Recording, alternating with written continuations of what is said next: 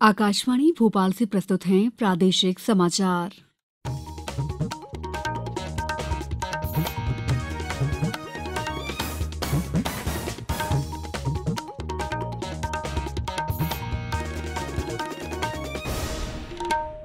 नमस्कार, समाचारों के साथ मैं दीपा सिंह। सबसे पहले मुख्य समाचार। लोक निर्माण विभाग पुलों के संधारण के लिए विशेष अभियान चलाएगा। प्रदेश में जल प्रदाय योजनाओं का गुणवत्तापूर्ण निर्माण करने के मुख्यमंत्री ने दिए निर्देश। आज मनाया जा रहा है धार्मिक और सांस्कृतिक महत्व का पर्व करवा चौथ और भारत एशिया कप महिला क्रिकेट के फाइनल में पहुंचा। अब समाचार विस्तार से। प्रदेश के लोक निर्माण मंत्री गोपाल भार्गव ने कहा है कि वर्षा काल के उपरांत लोक निर्माण विभाग पुलों के संधारण के लिए विशेष अभियान चलाएगा। ग्वालियर अंचल के 6 पुलों के मरम्मत कार्य के लिए 3,81,97,000 रुपए की स्वीकृति प्रदान की गई है। प्रमुख सचिव लोक निर्माण नीरज मंडलोई ने बताया है कि क्षतिग्रस्त पुलों के संधारण के लिए विशेष मरम्मत मद से ये राशि प्रदान की गई है। प्रथम चरण में ग्वालियर संभाग में अशोकनगर शहर में आरओबी की मरम्मत के लिए 67,57,000 रुपए, मुंगावली मल्हारगढ़ मार्ग पर कैथन नदी पर स्थित पुल की विशेष मरम्मत 13,86,000, बीना कांजिया मार्ग में बेतवा नदी पर स्थित पुल का विशेष मरम्मत कार्य 52,86,000, बरसत पटौदी मार्ग पर पार्वती नदी पर पुल की विशेष मरम्मत कार्य 71,41,000 की स्वीकृति दी गई है। इसी प्रकार ग्वालियर जिले में करियावटी बागडोर मार्ग पर सिंध नदी पर पुल के टेम्परेरी रेस्टोरेशन कार्य के लिए 1,64,30,000 और दतिया जिले के उन्नाव झांसी मार्ग में पहुंच नदी पर पुल का विशेष मरम्मत कार्य के लिए 11,97,000 रुपए की स्वीकृति प्रदान की गई है। उच्चतम न्यायालय की 2 न्यायाधीशों की खंडपीठ ने कर्नाटक हिजाब प्रतिबंध मामले में अलग अलग राय दी है। इस मामले में आज फैसला सुनाते हुए न्यायाधीश हेमंत गुप्ता ने याचिकाओं को खारिज करते हुए हिजाब पर प्रतिबंध लगाने के कर्नाटक उच्च न्यायालय के फैसले को सही ठहराया है। दूसरी ओर न्यायाधीश सुधांशु धूलिया ने अपीलों पर सुनवाई करते हुए कर्नाटक उच्च न्यायालय के फैसले को खारिज कर दिया।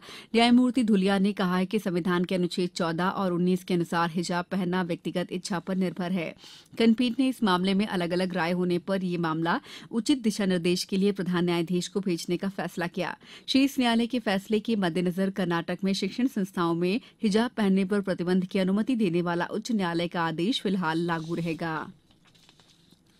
केंद्रीय गृह मंत्री अमित शाह आगामी 16 अक्टूबर को मध्य प्रदेश के प्रवास पर रहेंगे। गृह मंत्री यहां भोपाल में मेडिकल पढ़ाई का हिंदी मीडियम में शुभारंभ करेंगे और ग्वालियर में एयर टर्मिनल के विस्तार का शिलान्यास भी करेंगे। ग्वालियर प्रवास के दौरान अमित शाह पहली बार सिंधिया घराने के महल के अतिथि बनेंगे। केंद्रीय मंत्री ज्योतिरादित्य सिंधिया उनकी मेजबानी करेंगे। श्री शाह 16 अक्टूबर को ग्वालियर के राजमाता विजयराजे सिंधिया एयर टर्मिनल के विस्तार का शिलान्यास करेंगे।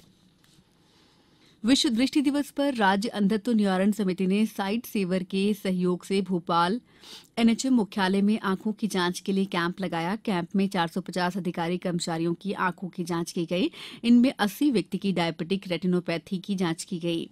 170 व्यक्तियों को चश्मे प्रदान किए गए। इस अवसर पर आयोजित संगोष्ठी में आंख के रोगों से बचाव और उनके उपचार संबंधी जानकारी दी गई। समाचारों में वक्त है ब्रेक का।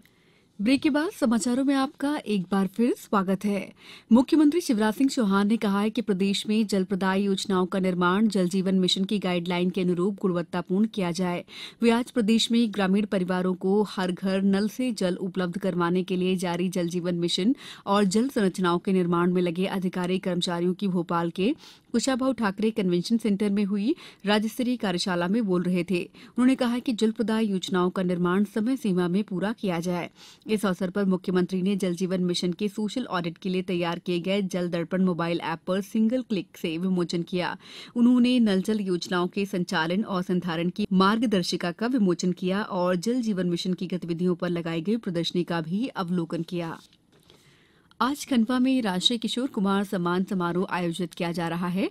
पंधाना रोड स्थित कृषि मंडी परिसर में अब से कुछ देर बाद आयोजित होने वाले समारोह में वर्ष 2019 में पटकथा के लिए मुंबई के अशोक मिश्रा, वर्ष 2020 में गीत लेखन के लिए अमिताभ भट्टाचार्य और वर्ष 2021 में निर्देशन के लिए विवेक रंजन अग्निहोत्री को राष्ट्रीय किशोर कुमार सम्मान से अलंकृत किया जाएगा।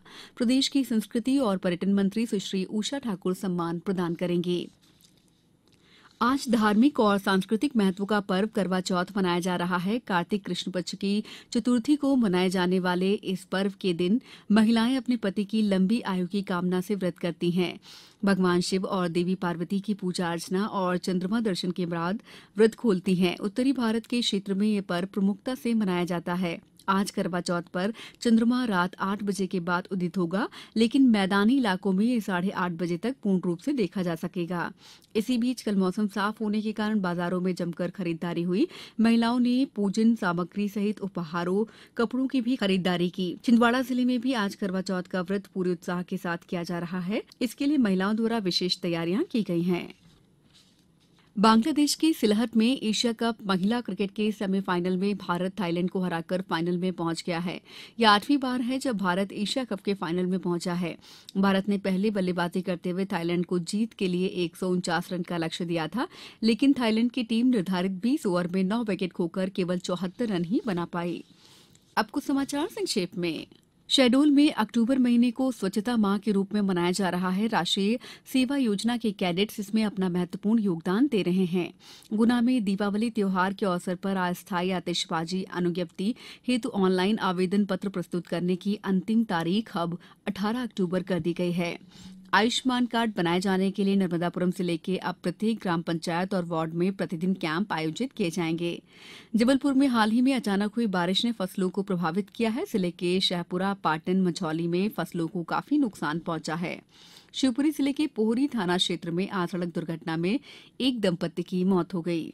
छिंदवाड़ा में जिला वेट लिफ्टिंग संघ ने 15 अक्टूबर को विशेष बैठक का आयोजन किया है। बैठक में जिला स्तरीय वेट लिफ्टिंग चैंपियनशिप के आयोजन पर चर्चा की जाएगी। सीहोर में जिला स्तरीय जल उपयोगिता समिति की बैठक 18 अक्टूबर को कलेक्ट्रेट सभाकक्ष में आयोजित की जाएगी। ग्वालियर में आज महिला सशक्तिकरण और बेटी बचाओ अभियान को बढ़ावा देने के उद्देश्य से राजमाता स्वर्गीय विजया राजे सिंधिया की 103वीं जयंती के अवसर पर 6वीं राष्ट्रीय महिला मैराथन 2022 का आयोजन किया गया। इस बुलेटिन में इतना ही। दीजिए इजाजत। नमस्कार।